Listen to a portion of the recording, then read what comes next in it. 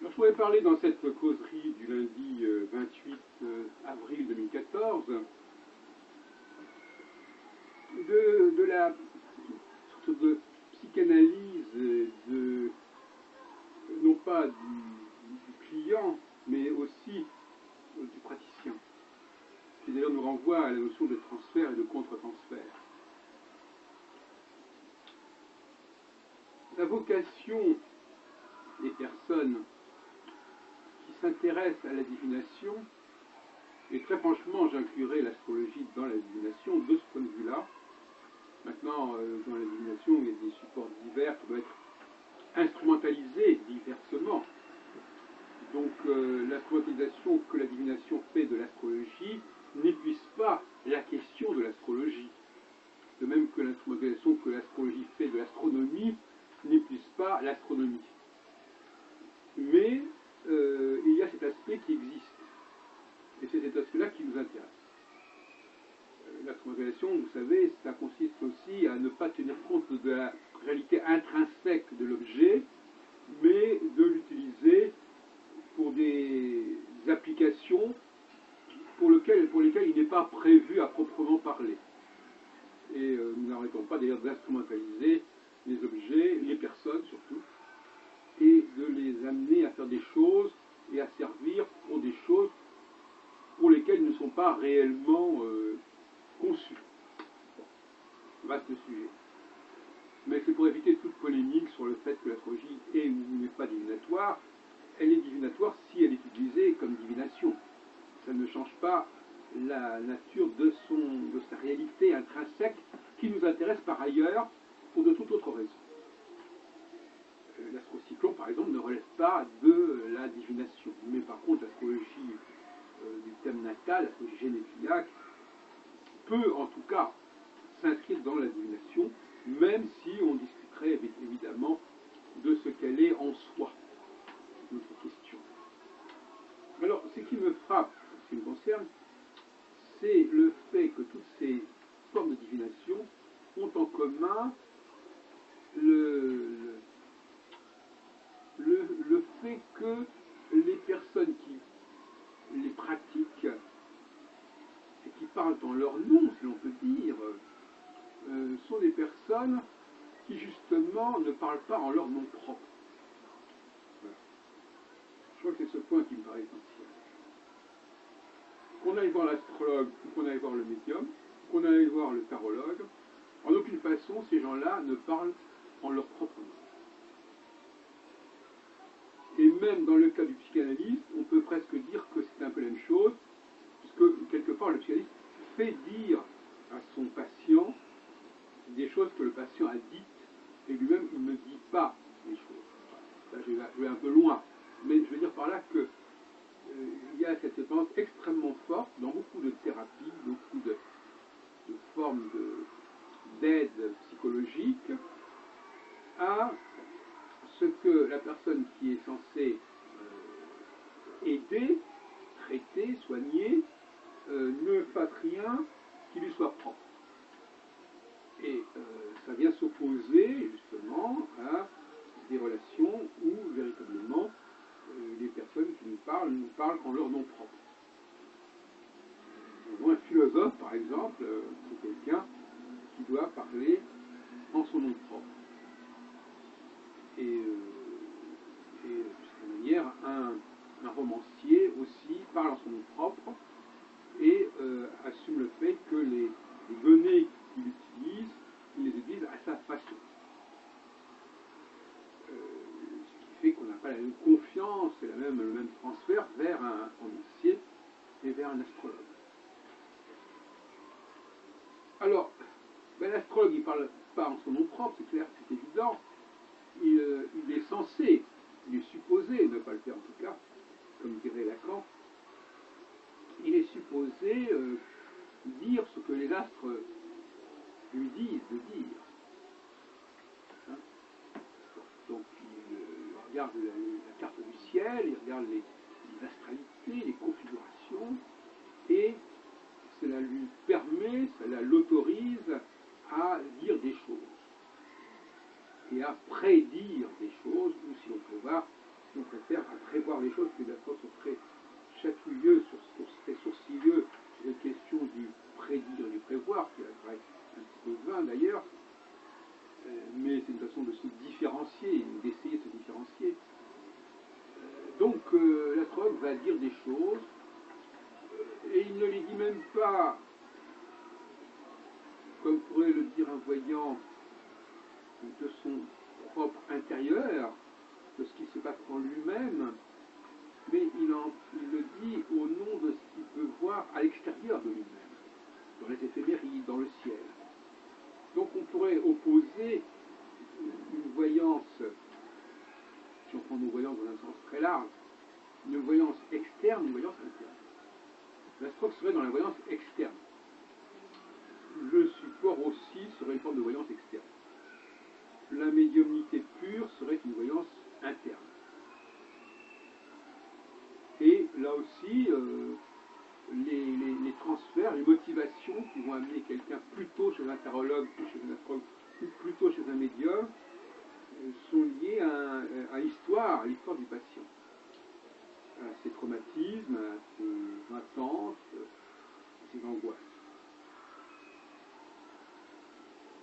Alors, j'ai lu récemment des travaux sur le phénomène de la médiumnité d'une façon un petit peu, disons, démystificatrice.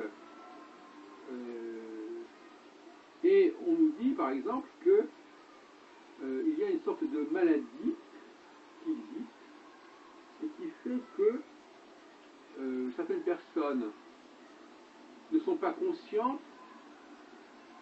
de ce qu'elles disent. Il y aurait une espèce de traumatisme cérébral qui ferait que il y aurait un chaînon manquant dans leur processus psychique. Donc par conséquent, un voyant, par exemple, dirait des choses dont il n'a pas conscience qu'elles viennent de lui, qu'elles émanent de lui. Et ça se joue sur quelques dixièmes de seconde. Enfin, il y a un tout petit déclic, un tout petit décalage, qui fait que la personne a l'impression que ça ne vient pas d'elle, ce qu'elle dit. Mais c'est vraiment une sorte d'illusion physiologique, je dirais. Et alors là, je parle évidemment. Bon, alors quelque part, aller voir quelqu'un qui a le sentiment de dire des choses qui ne sont pas de lui, c'est aussi une recommandation. Ça nourrit le transfert. Je vais parler à quelqu'un qui me dit des choses qui ne viennent pas de lui, mais qui lui sont transmises, qui lui sont données. Mais en réalité, ce serait une illusion interne du psychisme, avec une connexion cérébrale qui serait en quelque sorte télescopée. De la même façon, on peut dire, et c'est pour ça que la notion de handicap est une notion subtile qui m'intéresse beaucoup, plus les gens sont handicapés, plus quelque part ça leur donne de l'importance. Comme quelqu'un qui ne peut pas parler sans avoir un texte sous les yeux, quelque part il a de l'importance parce qu'il va lire, il va déclamer son texte, il va avoir, il y a tout un processus. De même, quelqu'un qui ne peut pas improviser, qui ne peut pas jouer spontanément de la musique, eh bien il a tout le savoir qui lui permet de déchiffrer, de décrypter une partition. Donc on arrive à des situations assez rocambolesques où plus les gens sont limités et plus les gens sont appareillés, et plus on a l'impression qu'on peut leur faire confiance et qu'ils sont porteurs d'un savoir. Et on retombe dans cette fameuse question de l'intérieur et de l'extérieur. Les gens préfèrent un savoir extérieur à un savoir intérieur. Le savoir extérieur, on le voit. On voit que la personne a une partition, on voit que la personne a des documents, alors que le savoir intérieur est très mystérieux, voilà, ça sort comme ça, et ça n'a pas besoin de prothèse, ça n'a pas besoin d'appareillage. Et je crois qu'on va beaucoup trop loin dans cette direction, et qu'il serait bien de rétablir le cap et de recentrer vers les compétences internes et non pas uniquement les compétences externes. N'oublions pas que si quelqu'un n'est pas capable de trouver en lui-même les potentialités pour parler, eh bien, ce n'est pas en maîtrisant les objets extérieurs qu'il va y parvenir. Même si la langue est quelque chose qui est un objet extérieur, pour accéder, pour activer la langue, il faut déclencher quelque chose à l'intérieur de soi-même, il faut explorer ses propres potentialités. Donc, nous avons tout un profil psychologique, tout un portrait psychologique qui est lié à cette question de la personne qui surtout ne se met pas en avant en tant que personne, mais toujours sous couvert d'un savoir auquel elle emprunte, d'informations qu'elle utilise et qui ne viennent pas d'elle. Et donc c'est pas indifférent. C'est un manque de confiance en soi qui est généralement généré par la famille, par l'entourage. Quand un enfant, on ne laisse pas parler, quand on l'inhibe dans sa façon de parler, quand on lui interdit de s'exprimer, ou quand on le brime dans son expression, eh bien, il sera tenté de dire « Ah, mais c'est pas moi qui le dis, c'est écrit, c'est indiqué, j'ai trouvé ça ici et ailleurs, mais c'est pas moi. » C'est une sorte de refoulement de l'expression du moi, où c'est un moi qui est sous tutelle, qui est sous contrôle, mais qui est un moi qui, en aucune façon, n'est pas libre, qui n'a pas une liberté d'expression pleine et entière. Donc, quelque part, l'exercice même de la divination et de la thérapie, et de l'astrologie surtout, c'est l'expression d'un traumatisme de l'enfance, lié souvent à des parents abusifs, à des parents qui censurent, des parents qui ne laissent pas s'exprimer et s'éveiller l'enfant, et par réaction, il va trouver une parade, une feinte, en passant par le recours à des données extérieures, qui en réalité ne sont pas si extérieures que cela, mais qu'il va habiller comme si elles l'étaient. C'est même vrai pour les thèses de doctorat, d'une certaine manière. C'est tout un exercice qui consiste à faire dire à d'autres auteurs qu'on a envie de dire soi-même. Il faut toujours faire de la citation. La citation, c'est le processus. La citation, c'est au cœur même de notre problème. Un voyant, il cite son guide, un astronome, il cite les éphémérides et telle et telle tradition, et le thésard, il cite tel et tel document avec des guillemets qu'il a trouvé ici et là pour étayer son propos. Donc on voit que la parole est souvent asservie, ancillaire, mais qu'elle est surtout une espèce de faux semblant pour dire ce qu'on a à dire sans le dire vraiment et sans donner l'impression de le dire. Donc on est dans une forme de quiproquo assez évident, et les personnes qui se prêtent à l'exercice de l'astrologie en tant que professionnels ou de la divination en général sont marquées par cette problématique du quiproquo. Je ne suis pas celui qui parle, ce que je dis, ce n'est pas moi qui le pense, etc. etc. Et ce qui est intéressant, c'est que ce quiproquo, ce malaise du quiproquo, aboutit à une activité professionnelle. Parce qu'il y a une demande pour cette catégorie de personnes qui justement sont dans le quiproquo. Et ces personnes ont beaucoup de succès par certains côtés, du fait même de leur ambiguïté, de leur ambivalence, de leur double jeu, et il faut quand même le savoir. Alors, c'est vrai que jusqu'à présent je disais plutôt qu'il y a les savoirs et les pouvoirs. L'astrologie serait du domaine du savoir et la voyance du pouvoir. C'est vrai, quand on va avoir un voyant, on va voir d'abord a priori quelqu'un qui a un pouvoir,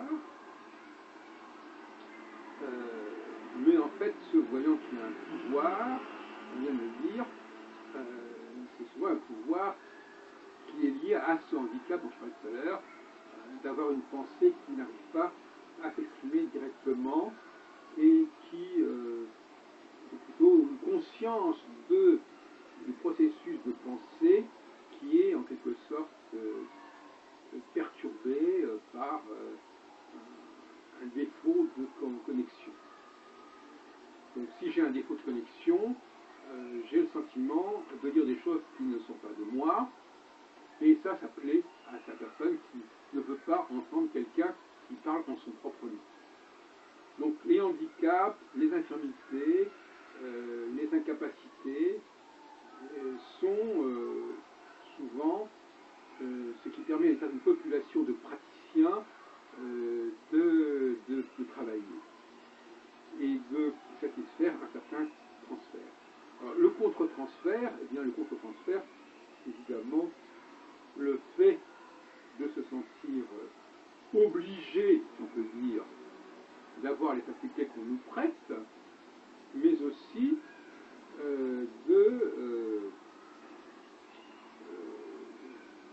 disons, de développer ces profils.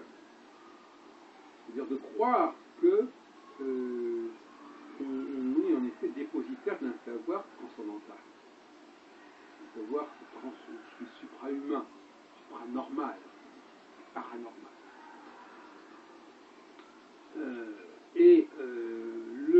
L'astrologue ne peut pas sonder les consciences, parce que l'astrologue... moi, personnellement, je préférerais des gens qui soient conscients du problème. Je dirais que c'est un peu cynique, mais je préférerais des gens qui disent, voilà, le client veut ceci, veut cela, veut que je lui parle de cette façon, faisons-le, puisque c'est bon pour la communication. Ça me paraît un contre-transfert intelligent, ce qui n'est pas vraiment un contre-transfert. Je préfère cela aux personnes qui croient réellement qu'il en est ainsi. Alors on nous parlera d'honnêteté. Qu'est-ce que c'est? Alors on parle de déontologie. Qu'est-ce que c'est que le charlatan? Est-ce que le charlatan, c'est celui qui est en plein dans son contre-transfert et qui est convaincu que le client sait très bien ce qu'il veut et qu'on peut très bien le satisfaire? Ou bien le charlatan, c'est celui qui sait très bien ce qu'il en est? Non, celui qui sait ce qu'il en est n'est pas un charlatan. C'est quelqu'un qui a accompli un acte, je dirais, presque thérapeutique, un peu comme un psychiatre qui entrerait dans le jeu de son patient en communiquant d'une façon qui paraîtrait à ce patient comme acceptable. Bon, on ne va pas traiter un psychiatre qui, par l'installation qui se prend pour Napoléon, de charlatan parce qu'il essaye de rentrer dans le jeu de ce patient. Bien, moi, je dis que les praticiens du XXIe siècle sont des gens qui entreront dans le jeu de leurs clients et qui ne seront pas nécessairement dans la même démarche que leurs clients.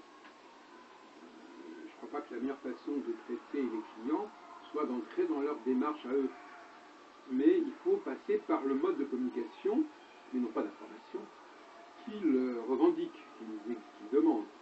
Et en ce sens-là, on pourrait imaginer des praticiens de la divination qui pourraient travailler avec des psychologues, parce que les psychologues leur feraient confiance et sauraient qu'ils peuvent envoyer des clients qui ont besoin de ce stratagème pour entendre certaines choses ou pour s'exprimer d'une certaine manière. Donc cette défiance est au cœur de toute la relation. C'est un peu glauque tout ça, mais la défiance est le mot clé pour définir la relation à la voyance, à la divination. Je me méfie de moi-même, je me méfie de l'autre, je me méfie de ce qu'il pourrait me dire. Je sais que moi-même, je n'ai pas envie non plus de m'exprimer directement. En tout cas, ça c'est vrai pour le praticien. Et quant au client, au patient, il est clair que lui aussi ne veut pas non plus entendre quelqu'un lui parler directement en son propre nom de ce qu'il pense de lui. Il veut quelqu'un qui parle, que ce soit de l'extérieur ou de l'intérieur. Je préfère cette expression à pouvoir et savoir, car le tarologue, à la différence du médium, je crois qu'il faut distinguer les deux, j'ai déjà dit à plusieurs reprises, le tarologue se situe dans une sorte de médiumnité externe. C'est-à-dire que ce sont des cartes extérieures, ce n'est pas un mécanisme intérieur, aussi le mécanisme intérieur, il a une émergence externe. Il faut avoir un caractère beaucoup plus trempé pour être un médium pur que pour être un médium avec support. Et d'ailleurs, non seulement cela, mais là on retombe à notre sujet, c'est qu'il y a une certaine médiumnité qui a une certaine authenticité. C'est-à-dire de même qu'il y a une certaine astrologie, qu'il y a une certaine authenticité. Donc, c'est un autre problème, mais c'est pour dire que toutes ces formes d'instrumentalisation. Allô ?